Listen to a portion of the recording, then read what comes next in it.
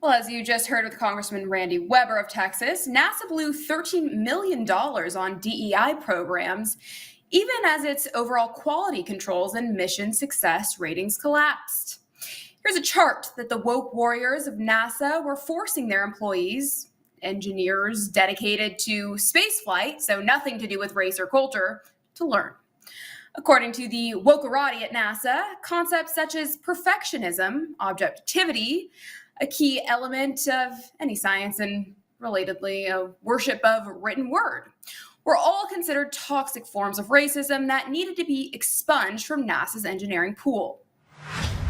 And in doing this work of examining my own intentions and my own actions and their impact, I can see that there's so much more that I could have done to make the projects I've led equally welcoming to Black, Indigenous, and people of color as the white people they have engaged. I feel a lot of shame and regret about that. And I know that without looking head on at what I've done and not done, I won't be able to do better. So I'm looking forward to today's event and to this whole series as steps in my personal and professional journey to make my work more anti-racist and therefore more effective in reaching my aspiration. Well, mission accomplished, NASA, because according to CBS's 60 Minutes from 2021, now, a half century later, NASA is planning to send people back to the moon. The new program is called Artemis, after Apollo's mythical twin sister. And the goal is that the next footprint on the moon will be made by a woman. The astronaut who gets that assignment hasn't been chosen yet. As you're about to see, this new push to the moon has been plagued by doubts, cost overruns, and delays. But we found something else interesting when we visited NASA. The Artemis program isn't just named for a woman, it's largely being run by women. And because of this, according to the Biden-era Government Accountability Office, the lunar landing mission is unlikely to occur as planned in 2025 due to challenges such as developing the lunar lander and spacesuits. But at least NASA expunged their toxic white supremacy, right? Well, thankfully, Donald J. Trump is president, and he has taken aim at wasteful programs like DEI at NASA, vowing to restore sanity and mediocrity to our government institutions. I'm now joined by Dr. Carol Swain, author of The Gay Affair, Harvard Plagiarism, and the Death of Academic Integrity. Dr. Swain, thanks so much for being with us today. It's great to have you on the show. Thank you. It's my pleasure as well. Well, I'm curious to get your thoughts on this, Dr. Swain. How has DEI hobbled NASA's important mission of being the primary human spaceflight agency, and what can Trump do here to sort of undo this damage? Well, President Trump has already gone a long way as far as trying to undo the damage of DEI. And I would say that it's not just NASA. Every agency that has prioritized DEI and anti-racism and all of this wokeness, they have had quality control problems. They've had cost overruns because when you limit the pool to a particular category, whether it's blacks or women or Hispanics or members of the LGBTQ community, you're not going to get the best and brightest. The only way you get the best and brightest people is if you have open competition. And DEI is against the law. It violates the civil rights laws of America and the Equal Protection Clause of the Constitution. It will totally die. On paper, it is dead because of the president's executive orders issued on January 20th and 21st. Absolutely. And thank goodness for that executive order, because DEI was quite literally killing people. So that was much needed.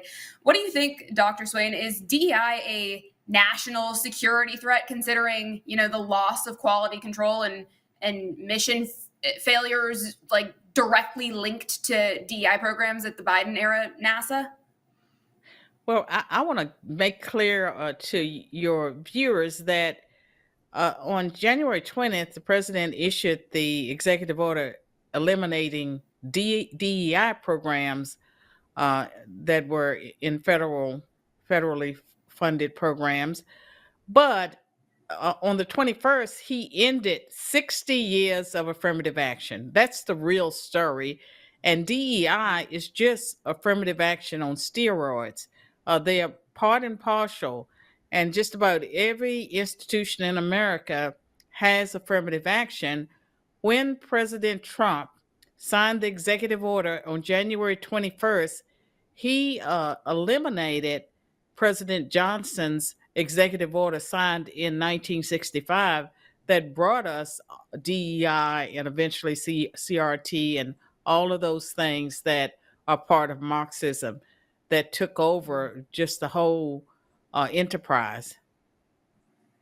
Yeah, absolutely. And like I said, this change is so needed because it is just rotting It the was core of America from within.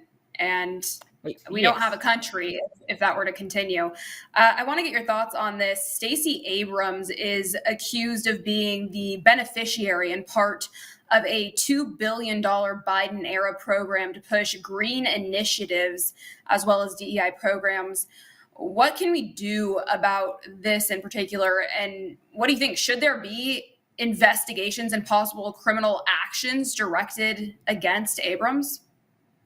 Well, I've posted about this and I'm waiting for a reply.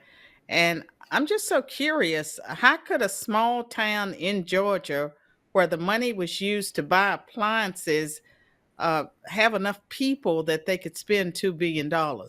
So I'm hoping that the newspaper articles are wrong, because if they actually spent $2 billion on appliances in a small town in Georgia, there ought to be audits, accountability, and I'd like to know who got the contracts to supply the appliances. Was it Home Depot? Was it Lowe's? Or was it someone in between? And yes, there has to be investigations. People have to be held accountable. And I would like to know if any of that money or how much of it ended up in Stacey Abrams' pocket. Yeah, you and I both. I think the American people deserve to know.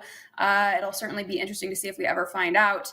Let's talk about Claudine Gay. Harvard let go of Claudine Gay, but how has that helped the otherwise left-wing academy to become a better place? Or was she just replaced by another DEI fanatic? Well, Claudine Gay is still on the faculty of Harvard University, earning $900,000 a year. This past fall, she taught one class on research and writing. And so the person who, by all accounts, is a serial plagiarist, got to teach a graduate level course on research and writing. And so she stepped down as president. She resigned voluntarily. She's still on the faculty, and the new president of Harvard, Alan Garber, he seems to be a reasonable person. And I think if Harvard could, change things, there are certainly people on the faculty that would like to return to an era of high standards.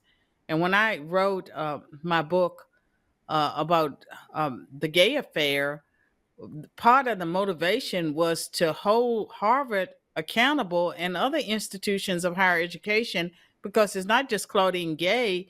There is a pandemic of plagiarism that's been impacting higher education. And instead of fighting it head on, for the most part, if it's someone they value, and they valued Claudine Gay because she was their first Black president, she served 186 days, they will fight for that person and they will change the meaning of words. And so instead of dealing with the plagiarism, Harvard redefined it as duplicative language without attribution. Classic leftist move, right? Redefining language to fit their needs and push their radical agenda. It's so disturbing, and it's just got to be stopped. Dr. Carol Swain, we are all out of time for today. Thank you so much for your time and your insight. It's always great talking with you. Thank you.